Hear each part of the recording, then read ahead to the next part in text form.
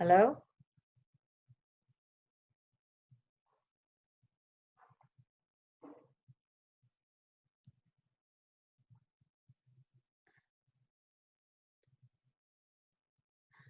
Hello? You don't have your microphone on.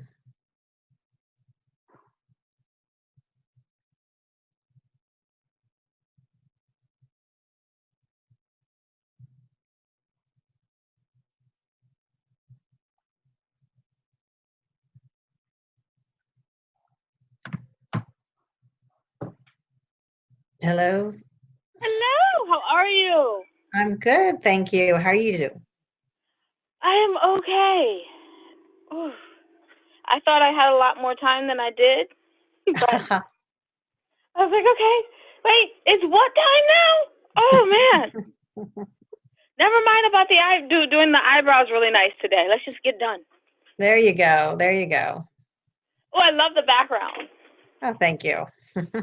Oh, It's my serene. Hello, you guys, and welcome to the woman's.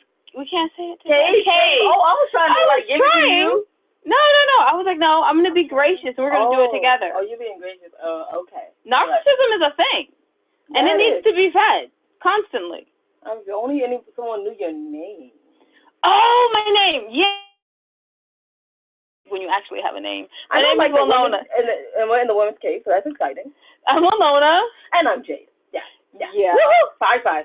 Yeah, we remember to introduce ourselves. Okay, so today I'm just like really, really late, and normally I'm on time one, so this is weird. Like I have no lipstick on. I'm living this good life over here, I guess. It's because it's probably because she just lost at the awards. No, that's not the reason why at all. It's cold for the first time, like, this season. Well, not this season, obviously, because, it's January. But it's finally cold. It's November. And I was like, no, I don't want it. I don't want it. Yeah, you do want to get out of the bed when it's 77 degrees outside. You're like, if I miss this day, there's not going to be another one like it.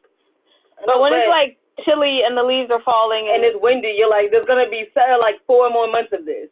Yeah, I'm staying. Anyway, we're here to talk about this. But yeah, we are here to talk. We can talk about our books. So I mean, seriously, that's where we get a lot of our writing done, right? When it's like 40. So.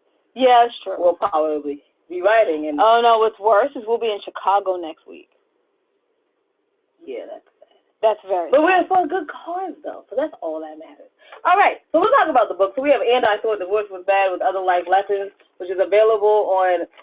Where did we steal this from? Someone we know. And it's available on Audible and Amazon.com. And I Thought Being Grown Up Was Easy, which will soon be available on Audible and on Amazon. Okay, so And I Thought I Did My Journal. Just got a whole bunch of And I Thought books. Like, there's so many. Like, you just keep flashing them. I'm missing a few. There's just so many. So check that out on Amazon.com. Like, seriously, and the Misfit Guys, too. You can always check out, like, our books in the selection on www. Okay, can we be done? It's distracting. Okay, www.andwethought.com. Also, you can check out the 25 Hottest Indie Authors, Artists, and Advocates 2019 edition. Excuse me. 2019 edition. And you can check that out digitally as well as in print. And then we have the And I Thought Literary Magazine, which is actually 3 in. So congratulations, high five us, and thank you guys out there for supporting us, because if it wasn't for you guys supporting us, we probably wouldn't be putting it out anymore. Let's just be honest. Yeah. I'm so surprised that we have a 3rd issue of the literary magazine. As we wrote in Founder's Notes this time. Anyway, whatever. You guys check everything else out on www.andwethought.com. You can tell she's a little late today. Yeah. That whole thing was messed up. Anyone else who listens to the podcast any other time is like, huh? What's wrong with Jade? Anyway, not here to talk about us. We're here to talk about our wonderful guests. Wonderful guests. Would you like to introduce yourself? Absolutely. Thank you so much for having me on. I am Alison Nissen. I am an author and the co-founder of Revel Coach. I do ghostwriting, I do writing, coaching writing, and I love to help entrepreneurs. I love to help new writers. I love to help anyone who's got a story to tell, to help their story come out and use it to their advantage. Okay, see, this is why we like her so much, because we believe in making money while helping others tell their story. Yes. Yes, I love Those aren't two. Those aren't separate things. They can come together. And I'm sure you're about to tell us how they can come together. But I'd like to ask first. You have books about the laundry room. I don't have any books about the laundry room, but I do have a blog, and it's under my name, which is AlisonNissen.com, but it's called The Tales from the Laundry Room, and it's mostly flash memoir. So it's my life in 500 words or less, so you just get a very small sliver of it, and then you're able to just kind of come into my world, which is often really crazy and very fun. So that's what I do with my blog, and I really enjoy it. It's just a great way for me to connect with my audience. It's a great way to connect with my family and my friends. Okay, I love the title. Honestly, when I looked at it and they were like, okay, this is Alison Nissen, I'm like, okay, this is nice. And then I saw Tales of from the Laundry Room. We have to interview that person. I don't know what's going on in the laundry room. Maybe there's some sort of war between Tide and whoever else is in there. And I need to know about these things. Or all the dirty things come out in the wash. You were like, what is this? We have to know. Inquiring minds need to know. So now I'm out of questions. I'm joking. Obviously, you're a very busy woman, and how do you balance that work-home life? Work-home life balance is always challenging. I prioritize, and recently I came across something that someone told me, and they said that you need to have an unworry list.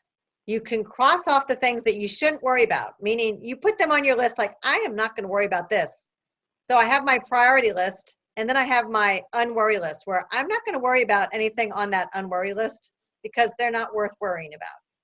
So I just sit down, I do my priorities. I do have a very full and active career. So I also teach with Southeastern University.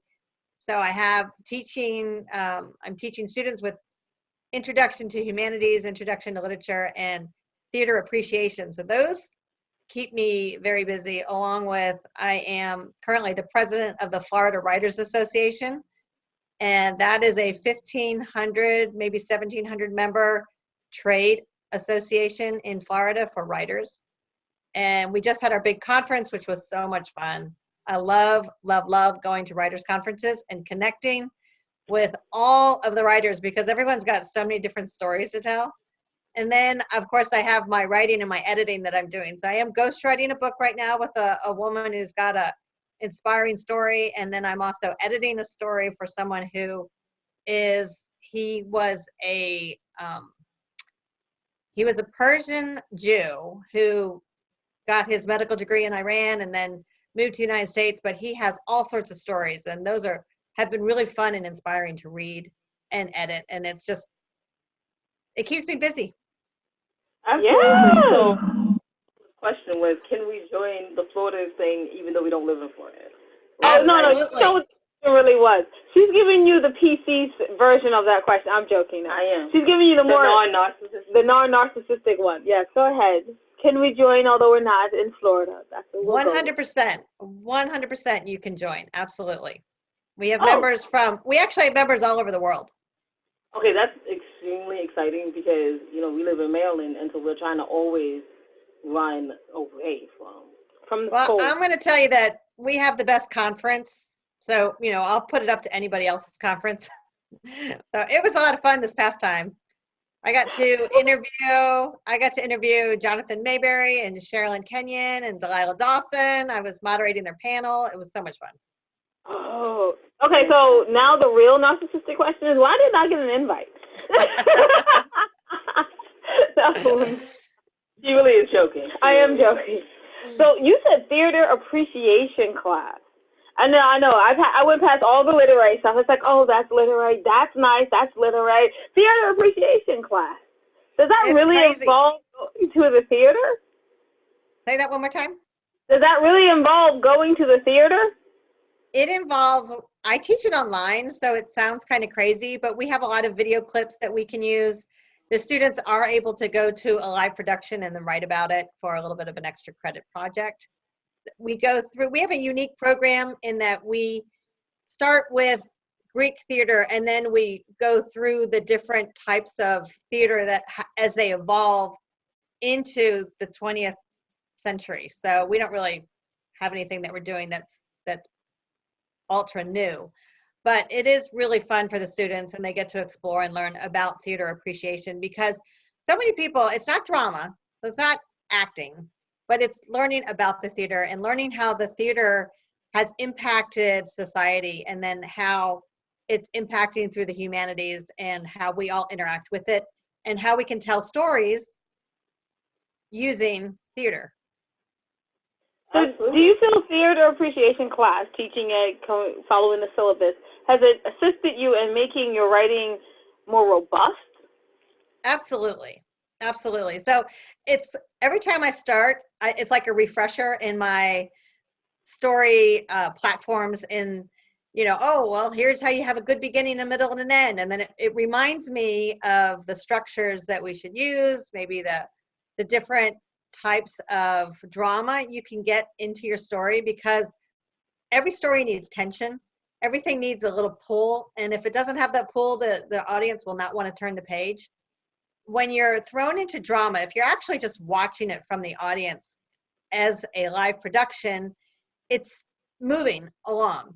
If you have to read a drama and it's broken down with the stage directions and any other information that's pertinent to the directors and the actors, it's a different feeling, but it does slow it down for a writer. So like myself, where I'm going back and I'm reading someone else's, it reminds me that I can say things in a different way. I don't need to say it with the same description as a flower.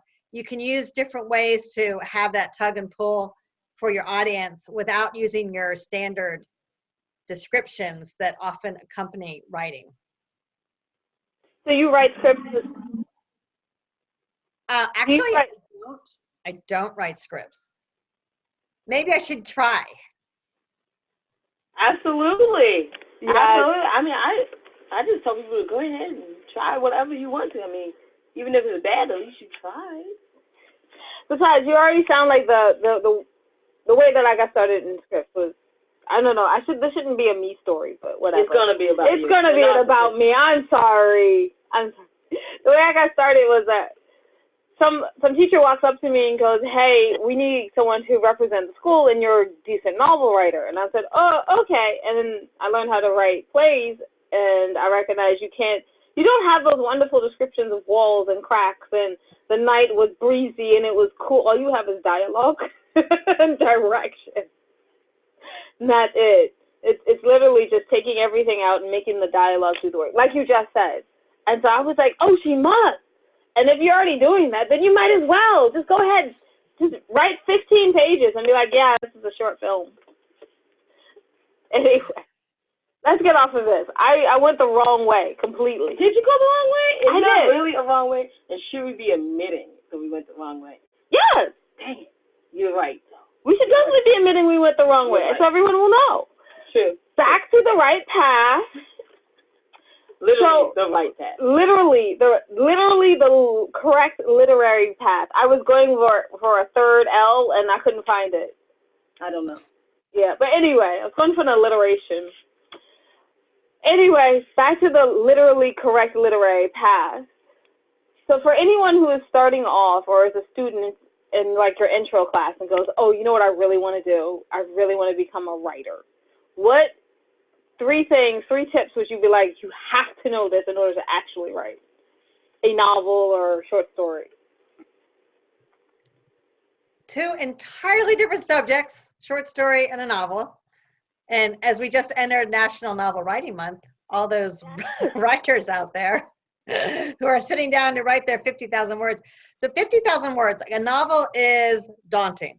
Just the idea of sitting down and thinking that you're going to put that many words together in that stretch of time is a really, really daunting task. But it doesn't need to be. I used to think I was a pantser, meaning I would just write by the seat of my pants and just throw the words on the paper. But it definitely helps when you have a plot, or if you just plot things out. So if you have your touch points, meaning you have your beginning and you have your end, and then you have a handful of points that you want to make in between, you can connect them with your writing and you can start expanding as you go. So with your beginning, you need a solid story. Now, a story can be anything. It could be about the car trip you took across the country, or it could be how you stubbed your toe.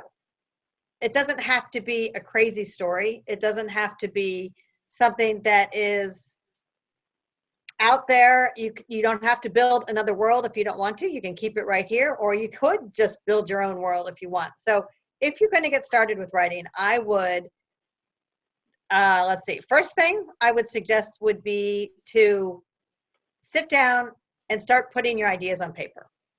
Make a list. I'm a list lover. Just start with that list. You're going to find things that start to pop out and that are very interesting to you. It's something that you're going to spend a lot of time with. So that's the second thing. So you're going to spend a lot of time with it. It's got to be something that you love. Because if you start writing about something you hate, you will not finish. And then the third is throw all the rules out the window because they don't really matter. When you're writing a short story or you're writing a novel, the rules don't count. You can let the editors worry about the rules. You can go back and fix things later. But in the beginning, don't get hung up on that small stuff because if you do, you will not go anywhere. Yeah, we totally believe that. I definitely. I mean, you're talking to the chicks that are like, so we have a book due at the end of the week. We should get started and finish. And we tend to make our deadline. It's very awesome because as we try to tell authors that it's very great to find an editor that gets you and gets your story. Because when that happens, then you can have the liberty to write what you're writing, and they will course correct you. Sometimes kind of hard, but they're like, nobody wants to hear these whole 5 pages. They need to go. Goodbye. And you're sad, but they know and they get your story and they get the audiences. So how do you put on, and I know we're going to be just a little bit over time because I really want to ask this question, how do you switch your hat from being a novelist yourself to a ghostwriter to an editor and a teacher? Like, how do you get into those different mindsets? I have to refocus, although I've come up with the new techniques. I love to procrastinate, which is never a good thing for a writer, especially someone who's busy. So each time I want to procrastinate on what I'm doing, then I can switch to the next project. And I will set a timer. So if I'm going to be grading papers, for example, I'll say I'm going to grade the next 5 papers, period. Now, if I'm feeling really great about things, I could push through and maybe get 10 or 12 in there. But typically I set myself a goal. I'll set a timer. I'll say, I'm going to do this for the next 2 hours. And then I do that. And then I get up, I'll have a snack. I'll grab a glass of water, maybe another cup of coffee. I'll take the dog for a walk. I'll come back and then I'll start with my next project. So I'm able to balance that way. The other thing is I don't try to do them all on the same day. I do have certain days of the week that I'm like, okay, today is my ghostwriting day. And then today is my editing day. But as you guys were mentioning, deadlines really help. So when I have a deadline, it forces me to focus on what's the top priority, and the other things can get pushed to the side a little bit. I also work from home, which is really beneficial. So my commute is about 2 seconds to get from the kitchen to my office. And so I don't have to deal with traffic. Yeah. Definitely more effective. Once you throw that traffic out the window, the things you get done. It's so true. Thank you so much. I have one question. Mona, I know. Super overtime. We're over time by 2 minutes. But well, actually, it's only 31 seconds. Fine. You have a podcast? I do have a podcast. Hey, can you tell us about the podcast? I would love to tell you about it. It's the Florida Writer Podcast. And I started it as complimentary to the Florida Writers Association. I love it because every week I get to interview people, much the way you guys do, and talk about writing for about 30 minutes. And I have so much fun because I could talk about writing all day long, 24/7, and geek out everyone else in my family. And so it's really great for me because when I do the podcast, like I said, I get to talk about writing the whole time. Oh, that is so awesome. And yeah, she really does talk about writing.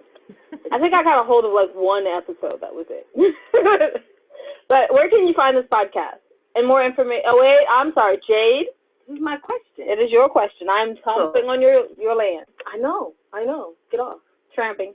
chomping, whatever. Chomping, something. Whatever. So, where can we find the podcast and more information about your services and your blog? And the Florida Writers Group. Absolutely. If you went to AlisonNissen.com, AlisonNissen.com, I have everything on there. And you could also find information on the Florida Writers Association at floridawriters.net. All right. Thank you so much. Thank you for joining us. We really appreciate it. And we'll wrap up things. Yeah. Well, we have one thing. You have something to say? Two things. I have two things. Number one, you can find everything at andwethought.com. When you go to andwethought.com, go to the third tab, go down to the middle of the page, no longer the bottom of the page. Although you've heard this 1,001 times, or maybe 218 times, that it's in the middle of the page. Then you can click on the charities that we proudly support. So that means you can support them with time, resources, knowledge. We really don't care. And lastly on that list, of course, is money. And then the other thing that I normally shout from the rooftops, but Jade is here, so I will quietly say it. You can watch us while we're on tour, because we're on tour like mostly 26 weeks out of the year. A little less this year. A little less this year, but whatever. You can watch us while we're on tour on Just Right in Life, the only author reality TV show. Facebook. It's on Facebook now instead of Amazon, so you can watch it there. All right, that's about it. So check out what your ladies are doing, www.andwethought.com, and remember that wisdom is all around you. You're open to finding it and accepting it. So peace and love, you guys, from Winona, who actually did get her nails done for the award show. Go figure. But they're not really done anymore.